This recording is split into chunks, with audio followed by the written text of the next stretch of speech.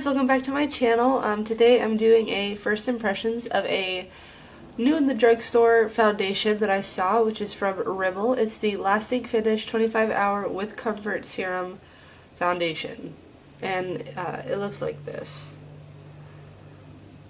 I was just kind of walking into Walgreens the other day and I saw it. My voice sounds weird, I'm sorry. I think I'm either coming down or coming off something.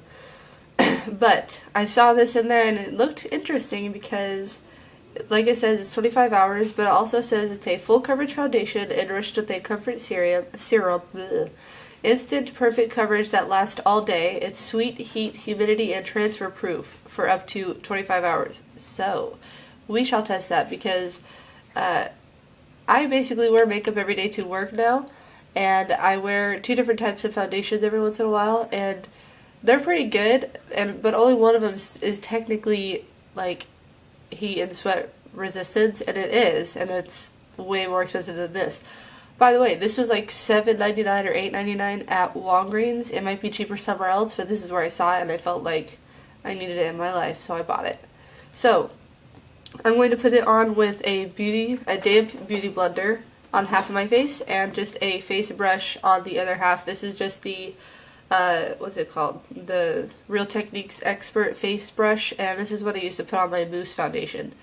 So, oh, and I've already moisturized my face and everything. So, I'm just going to put a little bit of this on the back of my hand, and we will work from there. Oh, and my shade, by the way, is 91 Light Ivory. Alright, let's see. So, it's a pretty thick consistency.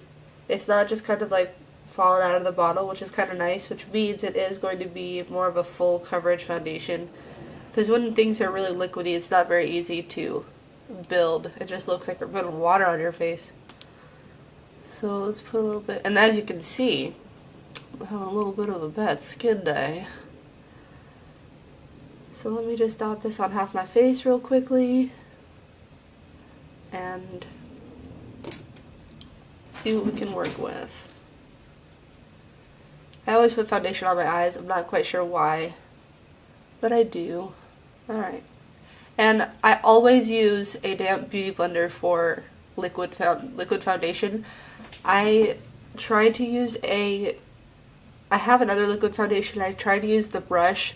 I just don't like how the finish is, and I always end up using a beauty blender to put my foundation on, because I just like how the finish is a lot better. It looks a lot more even, a lot more natural. And I'm just taking whatever is left on the back of my hand and just kind of blending it in and seeing how much I can build up.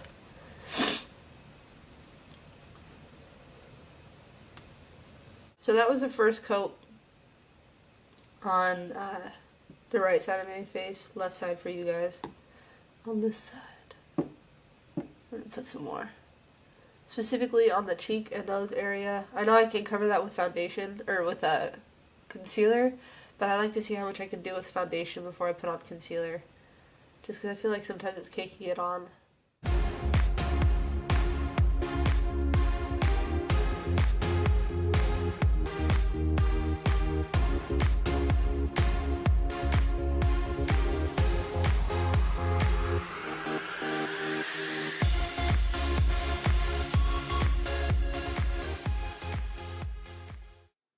And then we're going to use the Real Techniques face brush. This is by the Samantha Chapman. She's on YouTube too. Everyone's heard about her, or at least about the brushes. So, like I said, I'm just going to apply more. And if you can just kind of see how thick that is, like it's not like pulling out, like it takes quite a bit for you to get just a little bit out, and that's just how much I've been getting out. And I'm just going to go directly from the brush onto the face.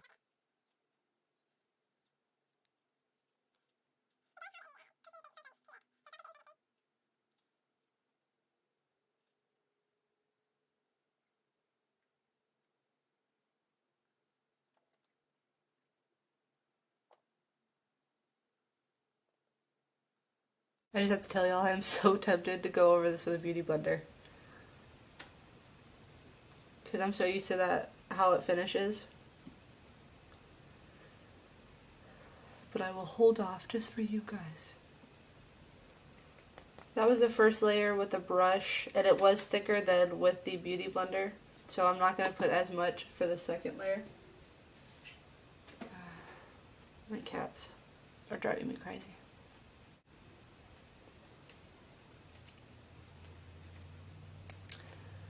Alright, so I have to go finish the rest of my makeup, but I'm not going to set it today, just because I'm kind of curious how it'll last without powder. And I have sort of like dry to medium, like not super oily, but dry to combination skin. And sometimes I get oily, sometimes I don't. It depends on the products I use. This looks, it might be a little too dark for me. Like, if you can see my neck compared to my face, and I usually try to match those two because it looks weird if you don't. It looks like it might be too dark for me. And I don't think they had a lighter shade. And Light Ivory almost always does it for me when it comes to color. Alright, y'all. So far as the full coverage claim is, I don't think it's full coverage. I mean, I guess it's full coverage as you're gonna get. And it's really, even like I said, I'm kind of a dry, I have dry skin, and I tried to moisturize like a lot for this to make sure that I wouldn't have problems when it comes to like dry flakes or dry patches or whatever. So I put a lot of moisturizer on, not a lot, but considering it's winter, enough. And it kind of, I don't know how I'm feeling about it right now. So I'm gonna go finish the rest of my makeup and check in with y'all later. Alright, I'll check with y'all later. Hey guys, welcome back. Sorry, my nose is itchy. It is 9 o'clock right now, which means I have had this foundation on for 9 hours about. And as far as the long wear and how my skin feels and whatever, it doesn't feel really heavy, which is nice. It doesn't feel really, I guess, stiff on my forehead, because usually around this time my forehead feels really stiff, like I have a lot of product on, and it doesn't feel like that. Creasing wise, it can crease in your smile lines. It is doing really well around the nose area on the side that I didn't rub a lot.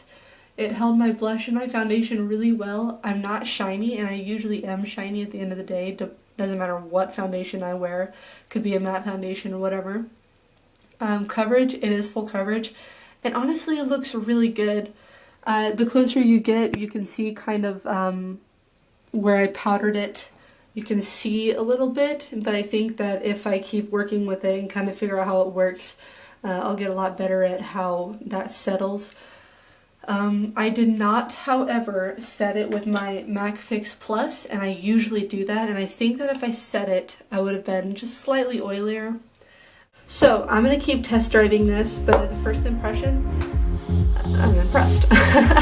It's not that bad at all. So I'll insert some pictures for you guys to see kind of how it photographs, and if there's not much of a white cast, we shall see. And thank you guys so much for watching, and I'll see you guys next time.